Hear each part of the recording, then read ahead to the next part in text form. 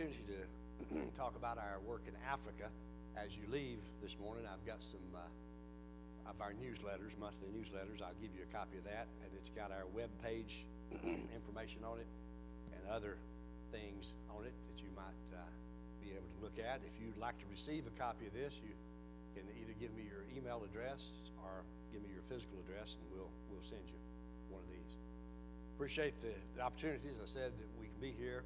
Appreciate Ron, the work he's done here, preaching and teaching the gospel, and his work with us as well. He has been one of our online Bible correspondence course teachers for many years, and also one of our International College of the Bible teachers. I'll talk about that more as well.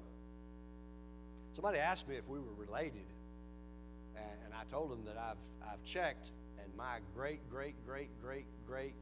on back several more great grandpas, Adam and his wife Eve Gilbert, and that's his great grandpa Adam Gilbert and Eve Gilbert. So we are distant related, but not a whole lot, just through grandparents Adam and Eve Gilbert. Their last name must have been Gilbert, must it? Yeah, because he's our grandpa, so I'm sure his last name was Gilbert. But that's our connection. When I was at Fort Oglethorpe, he was still in high school. I'm a few years older than him. He almost got me in trouble a time or two. Some of his girlfriends, I think, called the house and started sweet talking to me one time. And I said, "Whoa, hold it! You got the wrong fella." And I explained to her real quick. I said, "Now you may get some phone calls." I said, "There's another guy here in town." I said, "That's not my girlfriends." So you almost got me in trouble with that, but that's all right. I understand. He was a young man in high school, and girlfriend was trying to call him, I guess. But we've had some good times over the years. We appreciate Ron and the good work that he's done. International Bible Teaching Ministry, we started in 2007, and we've been greatly blessed by the Lord in the work that we're doing. And every year we try to go to Africa in August and stay 4 to 6 weeks. And before going, there's a tremendous amount of work that's to be done. A lot of folks think you just go buy an airplane ticket and go get on the plane, go over there and preach and come home.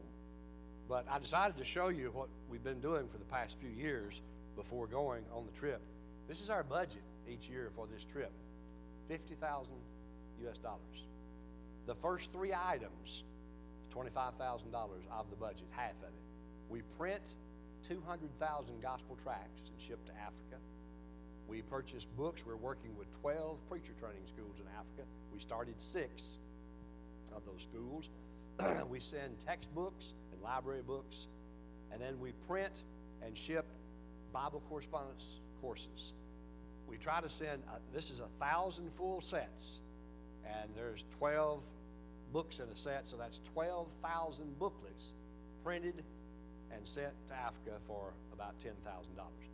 And of course, we buy Bibles in local languages. We buy bicycles for preachers. We send English Bibles over before we go. So a little portion of that is our airline ticket and travel while we're over there. But the biggest portion of it is tracts and Bibles and literature. So that we've been blessed the past several years. We've met our budget every year. But we start just as soon as we get back, working on next year's trip. Brother Garland Robinson that prints Seek the Old Paths. He does our printing for us, and basically he prints everything at his cost. And we can't find any printer anywhere that'll do that, so he saves us a bunch of money and helps us out tremendously. He's in the Leona congregation in Woodbury, Tennessee, just near McMinnville. He's been there several years with them, and they have a little preacher's house right beside the church building and let him use that as his printing office. So we go over and help him fold tracts from time to time.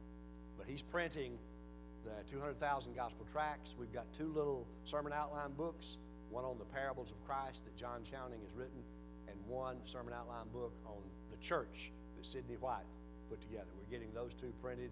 We're getting a Luo songbook printed and a Swahili songbook printed for Africa. So a lot of printing things going on this year. This was our team that went this year. We normally don't have that many to go, but we were happy to have 8 to go on this trip. The big guy that's there closest, that's John Chowning. John preaches for the All Good Church of Christ, and we live in All Good.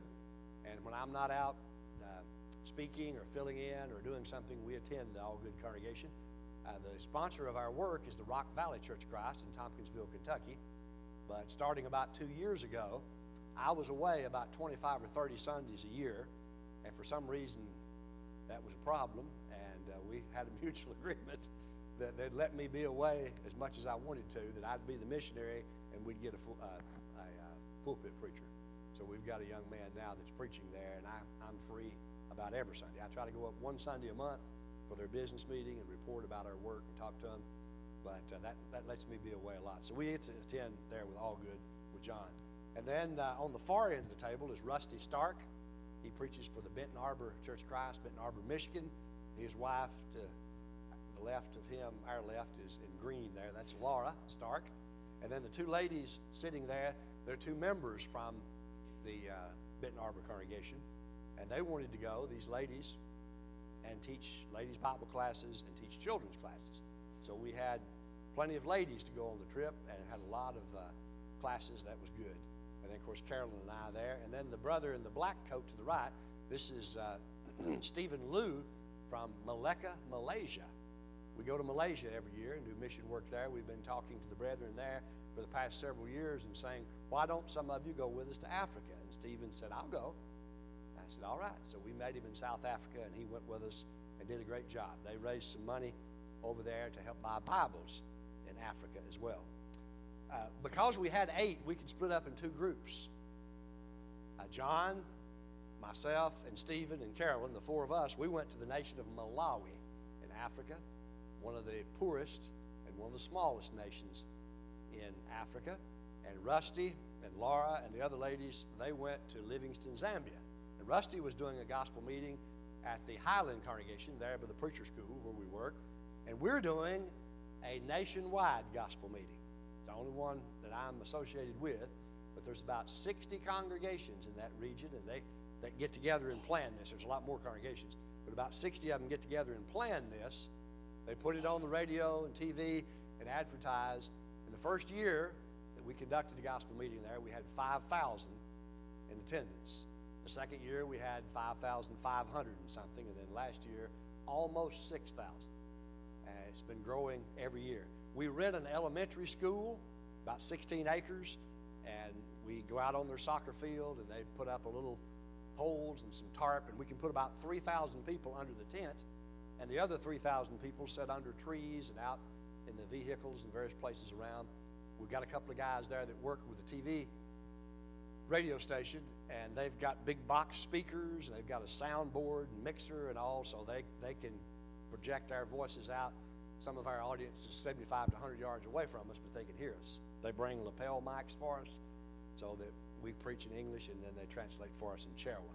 So that's really been good, and that's just growing and growing and getting more and more people coming to this gospel meeting. We started a preacher training school there in Malawi, the capital city of Lilongwe, and they graduated their first graduating class last November. It's a 2-year school, so they graduated 7 faithful gospel preachers, and now we have about 16 that are there, and they're just finishing their first year. And we're in a building project, building new school buildings for them. I'll show you some pictures of that in just a few minutes. This is the little hotel that we stayed at that was called Eden Estates. So we were teasing each other about staying at the Garden of Eden. And we were there 2 or 3 days. It's about a 12-acre compound with a big security fence around it. And we heard one day a big kaboom. A gun went off, and Carolyn was looking out the window.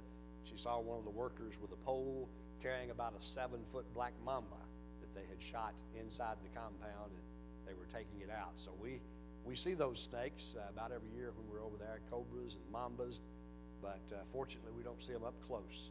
We're glad of that. We usually see them dead or at a distance. We watch where we step. Always take a flashlight with you at night and be very careful, because we're playing with some very, very deadly snakes. If you know anything about cobras and mambas, that's just pretty much certain death, so you want to avoid those. But we got rid of we said it would be only appropriate, since we were staying at the Garden of Eden, for there to be a serpent there. But after the serpent was killed, maybe there'll be no more temptation there. Here is the Lilongwe School of Biblical Studies, the school that we started. We have 6 acres of land that we purchased, very good location. We built a security wall around the compound so that they could raise vegetables and have privacy there. And got a good school, good situation, good faithful men teaching at the school that are young, and we're hoping that that school will go on and we'll train thousands of men there in the future. There's the current student body. This our first building we built. Very nice buildings for Africa. Very nice. Some of the nicest buildings we've ever built. This is a dorm on the left that they're standing in front of. We built it large enough that they can sleep around 30 students. We're hoping to have 25 or 30 the next intake. And then there to the right is the bathroom. Inside the bathroom, the showers and the toilets and all, they have 3 big concrete sinks. And that's where they do their laundry. The students do their laundry there and then hang it outside. So we're trying to get everything taken care of. Very nice on the inside, very nice tile floors. And right now we have single beds. If we ever get 30 students, we'll have to buy a few bunk beds because we can't put 30 individual beds in that room, but we can put 6 or 7 bunk beds and make it work out where they'll have room. And down the wall there is little cabinets for them to put their clothes in and shelves that they can lock up. So we built a very nice facility there for them. The church in Alabama, the Jackson Heights Church of Christ in Florence, Alabama. Barry Gilreath, that's been with us to Africa, married Junior a few times. He was the preacher there. He's not preaching there for him now. But that congregation sponsors this school. They fully support this school. And this is what we're trying to do. With the 6 schools that we have, Rock Valley sponsors one of them. Jackson Heights sponsors one. All Good sponsors one. We're trying to find individual congregations that will sponsor those schools, and that way when we're dead and gone and out of the picture, the school will go on and they'll continue. We're raising funds to build the buildings and get everything in place, and then for $1,000, $1,500, $2,000 a month, some of the schools even less than that, they can operate the school. We can train preachers so much cheaper or less expensive over there than bringing one. We can actually build a school building and graduate 20 over there for what it would cost to bring one over here and keep them for 2 years. And then 90% of the time they won't go home, and who blames them? You know, if you lived in a mud hut with a dirt floor, average income in the country you lived in was $300 a year, and average age expectancy was 39, and you buried half your kids before they started kindergarten, I think you'd like to come to America and live. Even in poverty in America, you'd be living like a king in comparison to what they are. We are the land flowing with milk and honey today. Brethren, don't doubt that. Everybody in the world would like to trade places with you. It doesn't matter what city you live in, doesn't matter what your income is. You are a wealthy person compared to most people on the other side of the world. They had just finished the second building, which was the classroom and the library. And we were there. I spoke in chapel that morning. They just barely got it finished. We were the first ones to even get the opportunity to teach there. And Brother John, we were taking turns teaching various lessons at the school and getting ready for the gospel meeting. There's the students with John standing behind them. A very nice building on the inside, very, very good building. And then there's the 3 of us getting ready to go do the gospel meeting. It started on Friday afternoon. People start rolling in, and then more and more, and then Saturday morning, more and more. All day Saturday, people come in, and then we worship together on Sunday morning, and then everybody goes back home. They usually have inside the buildings, the women and smaller children sleep inside the buildings, and the men and teenage boys sleep on the ground in the outside. It's sort of like camping out for this gospel meeting. And it's not your normal gospel meeting. It's not an hour every night. Most of our gospel meetings that are like Thursday, Friday, and Saturday, we start a lot of times at 7 o'clock in the morning and preach all day up to 9 or 10 at night. And one guy preaches about an hour and sits down, extend the invitation, another guy gets up. Some of the gospel meetings that we do, people get to hear about 30 one-hour sermons and about 6 hours of questions and answers. This meeting only started Friday night, so they didn't get 30. But we got lessons, 4 or 5 lessons Friday evening and Friday night, and then start Saturday morning about 7 o'clock, preach all day Saturday, one after another, Saturday night, and then 2 lessons on Sunday morning. So they get to hear a lot of preaching while they're there for the gospel meeting. This is the school ground, the compound there. You can see the little tent structure there. Like I said, we can put about 3,000 people under that, but there's all kinds of trees, and there's various buildings that they set under the eaves of the buildings and listen to the preaching. And then there's a little tiny tarp over the preacher. You can see the big box speakers in 1 or 2 of these pictures. The ladies and men are busy carrying water. It's probably 200-300 yards to a handheld pump, and they have to go over and get all the water and bring it over and do the cooking and everything. There are a lot of planning and organizing to get this meeting together. Now, they do a great job in cooking the food. How would you like to feed 5,700 and something people 3 meals a day and cook it all over an open fire in pots and pans? And that's what they do. But we have about 16 feeding stations. This is how organized they are. And there's 8 or 10 ladies in each feeding station. They cook the same food. That first pot has got beef in it. We killed a big cow every day. They chop the meat up with an axe and just throw it in the pot and boil it. Then there's pinto beans, there's rice, there's like collard greens. It's chopped up and boiled. And then there's the shima, which is the white corn that they grind up and boil that makes a mush. That's their main food. But these ladies did an excellent job, and they could feed nearly 6,000 people in an hour and a half. I don't know if we can do that here in the United States. I wouldn't like to try it. But about an hour and a half for breakfast, about an hour and a half for lunch, and about an hour and a half for the evening meal. There's Carolyn teaching a ladies' class. I think she wound up with about 300 and something ladies that came to her class. And a lot of our classes, we have to specify an age group. We don't want to have a children's class that has 300 children in it. That's a little bit too many to manage. So a lot of times with our classes, we'll split up and we may say, we want the 6, 7, and 8-year-olds in this class, or we want the teenage girls that are 13, 14, and 15 to go with this lady over here. We want the teenage boys that are 15, 16, 17 to go over there. So we have to divide up, and then still you'll have hundreds of people in a class. And you see their luxurious accommodations, the ladies sitting on the ground. They let Carolyn sit in a chair. They bring a chair for her, and the lady that translates for her sits in a chair, and everybody else sits on the ground. So it's very, very primitive. A lot of times out in the sun or under a shade tree there in that area. They had a stack of wood that was huge that went up as high as the bottom of those lights. They'd been gathering wood for weeks bringing it in because all the food is cooked over the open fire there, and you could just see that wood pile going down by the hour, and by the end of the meeting the wood pile was gone. I had the picture, I think I took a picture, there was a little black goat standing on the very top of the wood pile looking around, and the thing was about 10, 12 feet off the ground, checking everything out. But those ladies are very busy. You can see them with the greens there. They're cutting them up and getting ready. And they got a speaker on a tree pointed out to where the ladies that are cooking. So while they're out there cooking, they can hear the sermon. And I noticed them when we would sing, you could look out there and they're singing with us because the speaker is blowing out that way. They can hear everything. Now there the ladies are cooking the shima. This is the main food in most places in Africa. It's white corn. They dry it. They either pound it up in a thing or take it to a grist mill type thing and grind it.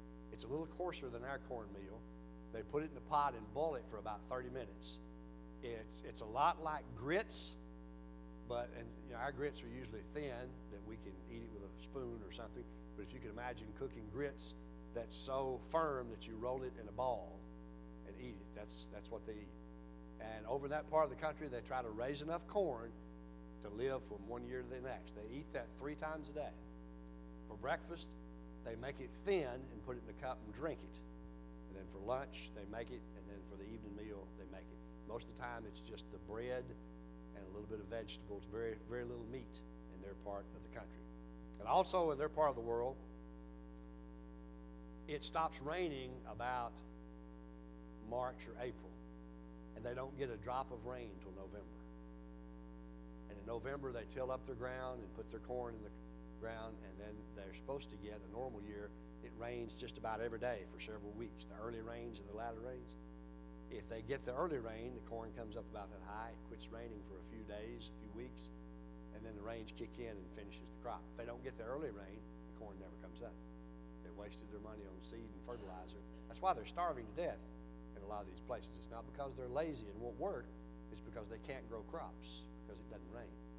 And if they get the early rain and the crop's up about waist high and they don't get the latter rain, the sun scorches it, it dies in the field, and they don't have one ear of corn.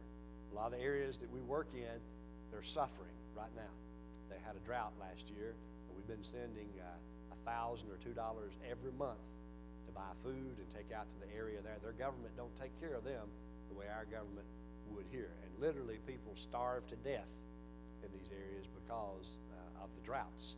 But you can see the ladies stirring that shima with a thing that almost looks like a boat oar. That's a hard job for the ladies.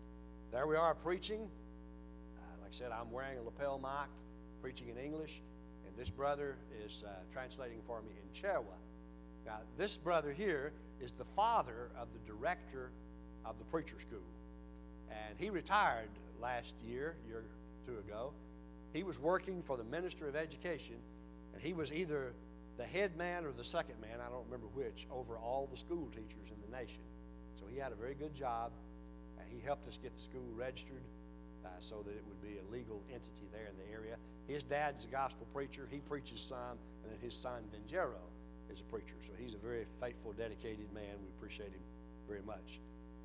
We got one of the brothers at Allgood to help us make some wooden communion trays. This is always a problem when we go over there a lot of times, especially the big meetings.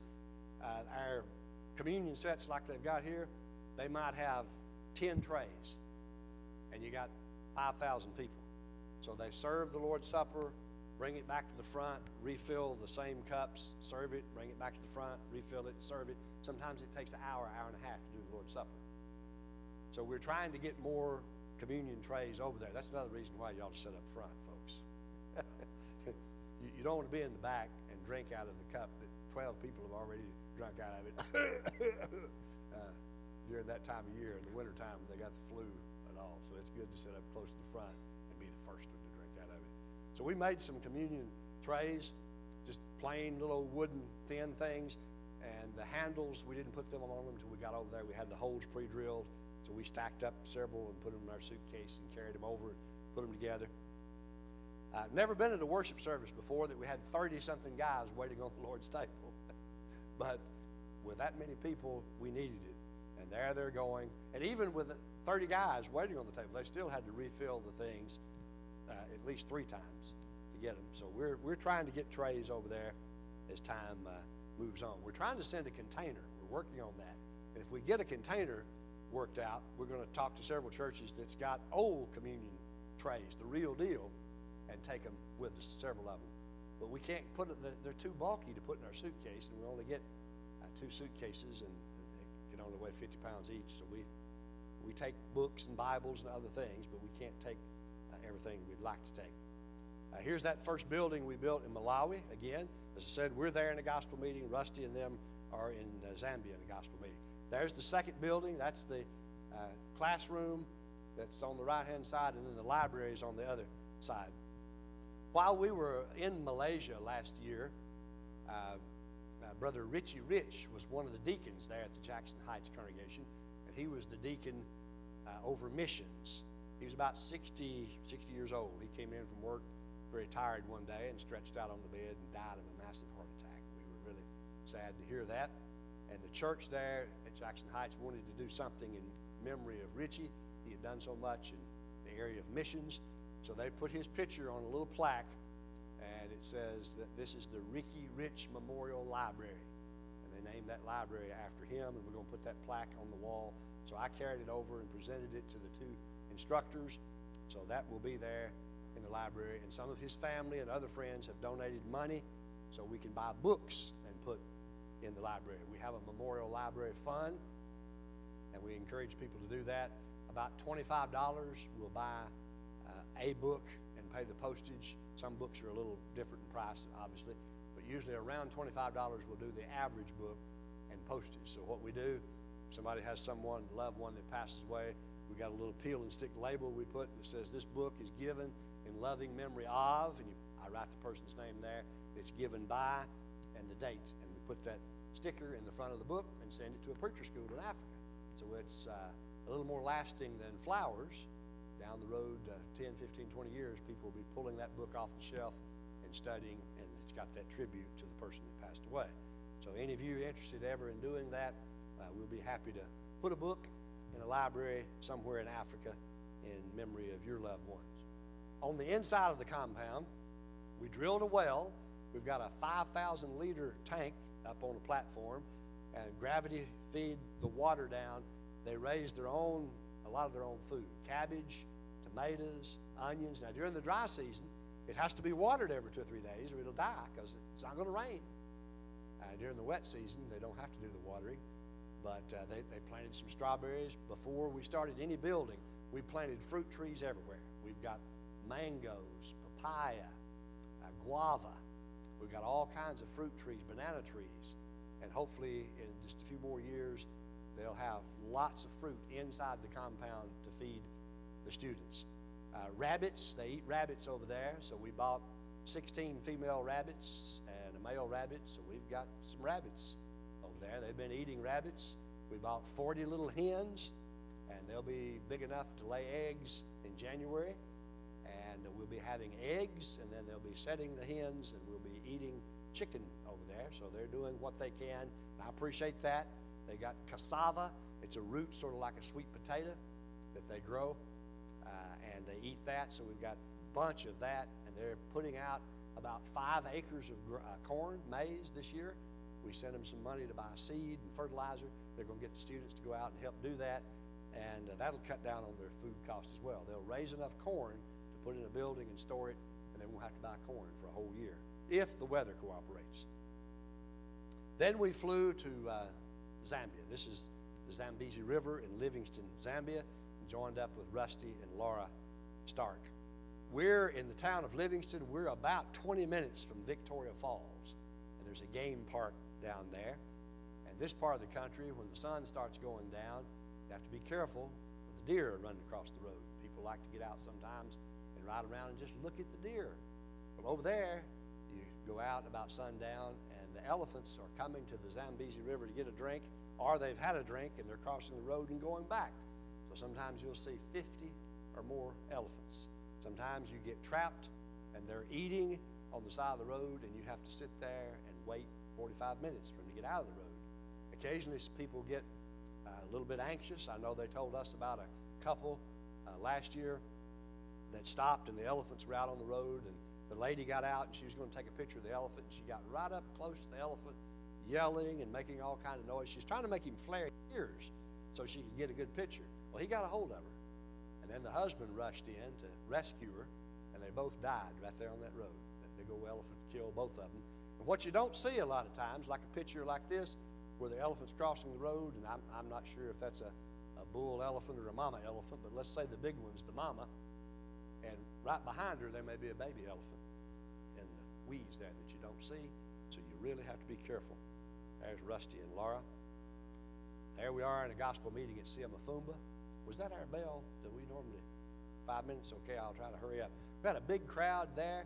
We built a huge church building at Siamafumba, and usually have about 3,000 there for the gospel meeting. We had 5,000 there.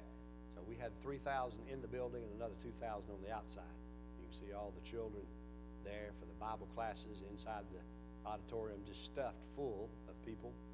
There's the preacher school at Siamafumba. We've got about 16 students there. That was our first school that we started. There's the huge church building, one of the largest we built in Africa. But they have about 170 members at that congregation. And we use that building for events at the preacher school. Some of the ladies with clothing, we dug a hole there, got a hole fixed for a baptistry. During the dry season, it's always hard to find enough water to baptize. And some places you have to drive miles and miles to find enough water. So we built a baptistry right behind the church building. There the guys are cooking. There we are in the little cafeteria having our lunch. This is some of the material we send over. I told you about the tracts, the songbooks, the Bibles, and if there's 30 congregations represented, we get a representative from each congregation, and and they all get a stack of tracts, Bibles, correspondence courses, and whatever, and we're the only ones that send material to them. So that's all they get during the course of the year. And I wish we could get more and more gospel tracts over there. There we are in that gospel meeting, good gospel meeting, a couple of hippos down at the river. And we're teaching, our base is the School of Preaching there in Livingston. We stay there real close to the school. We take turns speaking in chapel every morning, and then we take turns teaching 6 hours a day at the preacher school. And then we go out on the weekends and do gospel meetings. So we're very busy while we're there. There's the current student body at the school. There we are delivering some relief food to the folks that are suffering because of the drought. Bicycles for preachers. There's some of the folks that are being baptized. They're going down in the baptistry, one of the little preacher school buildings that we built. And during the 4 gospel meetings combined while we were there, we got the opportunity to preach to 10,763 people. That's a lot of people. 76 baptisms and 139 restored. The Lord has greatly blessed our work. Since we started in 2007, there are some statistics, number of congregations that we know of that's been established by our graduates of our schools and the campaigns that we're on while we're over there. But a lot of great work that's being done. And we hope that we can encourage the congregation here to consider putting us in the budget. We're limited by funds. If we had more funds, we'd send more Bibles, we'd do more tracts. So if the congregation can consider putting us in your budget on a monthly basis or a one-time situation as well. I know this Comer Trust Fund that the churches in Tennessee and Kentucky are getting, we send out some letters encouraging the churches to consider spending part of that for mission work. And we would be happy to have you to help us do that. And you can even designate where you want your funds to go. If you want your funds to go to Bibles or tracts, we got 3 or so more buildings to build over there for preacher schools. We got 4 church buildings we need to build at $25,000 per building. We got 3 wells to drill at $5,000 a well, and hundreds of bicycles and thousands of books, thousands of correspondence courses that need printing. So we need a lot of help. We'll give you one of these, and you can have access to our information. Anybody have a question that I could answer about something you saw on the slides or about our work? Be happy to answer it if I could. Anyone?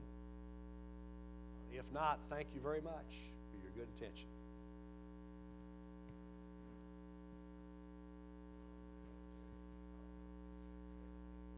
Yes, English is usually at the schools the official language that we